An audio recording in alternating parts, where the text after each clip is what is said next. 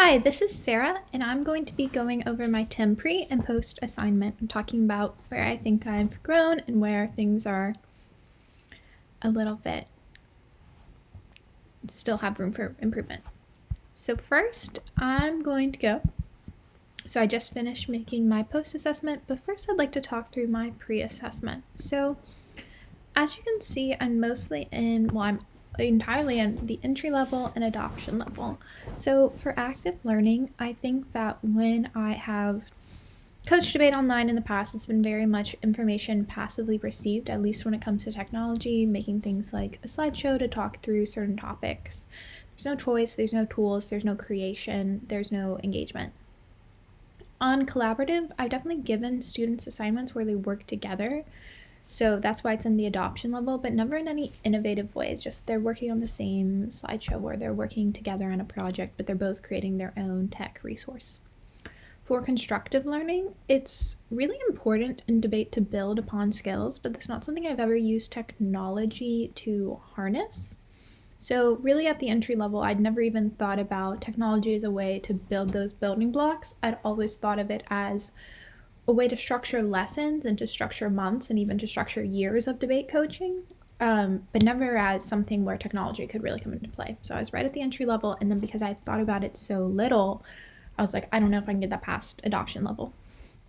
So, authentic learning, I felt like because in debate we're using technology to read real news sources and to, watch real videos, like real news videos, like we're interacting with real things that people outside of debate use every single day, that we were already at an adoption level authentic learning. But I felt like there were some tools that people, like Canva, like Sheets, like slides that people in industry are using that we weren't using.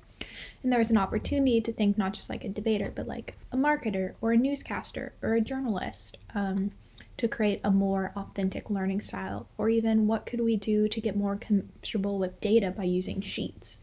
Those are all things I was starting to think about, but I'd definitely never done. And then goal directed learning.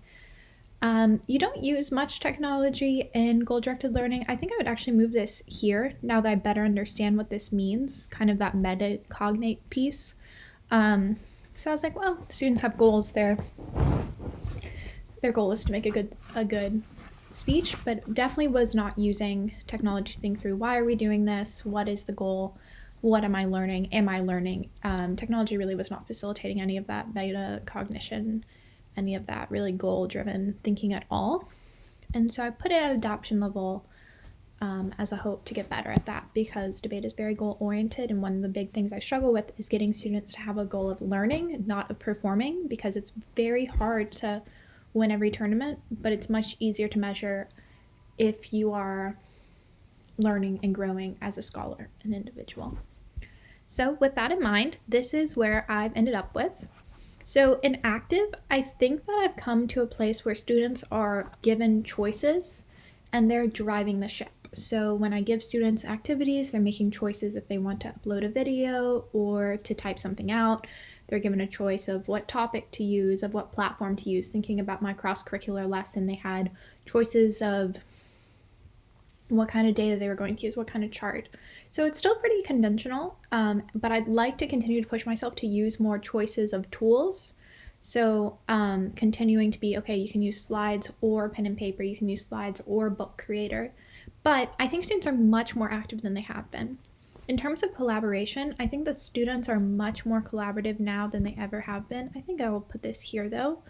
They're working together to choose tools. They're in new kinds of collaboration, like the lessons that I've created are made so that the captain can teach the student, and that's a really fun and special type of collaboration. And because there's some guidance, the tools are able to use that.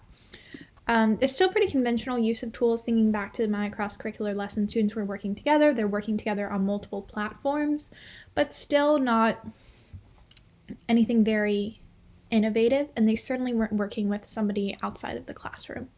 So constructive learning, I think the students are definitely building more on their knowledge each time, thinking about the like debate diary activity I've used, thinking about the Canva and Adobe Photoshop or Adobe Express tutorial or the exempt video.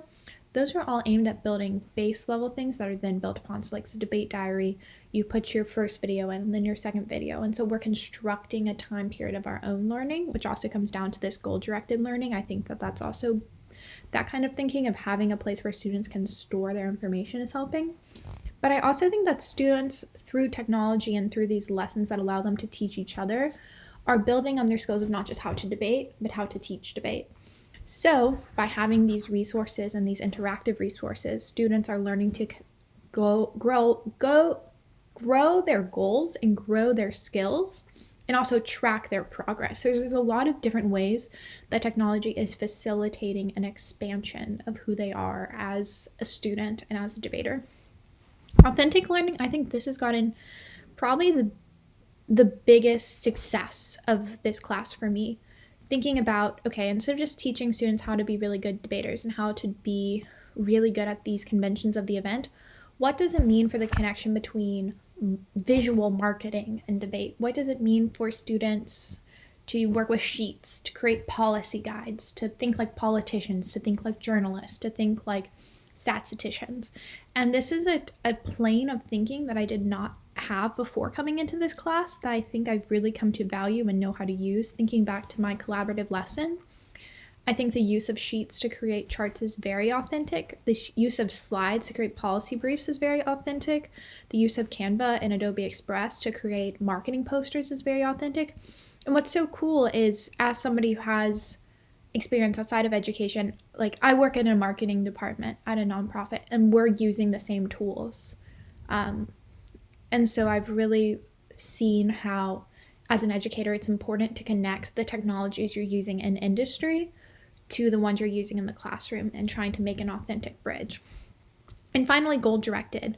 I touched on this a little bit, so I have more opportunities for students to track their progress, which I think helps with that metacognition and that thinking about our goal as learning and growing. But still pretty adoption level. This is my lowest category, and it's a challenging one. And so I'd like to continue to grow in this, and I think just to better understand it as well. But this is where I've landed on the TIM pre and post assignment, and I think it's a great reflection on my time. So yeah. Bye.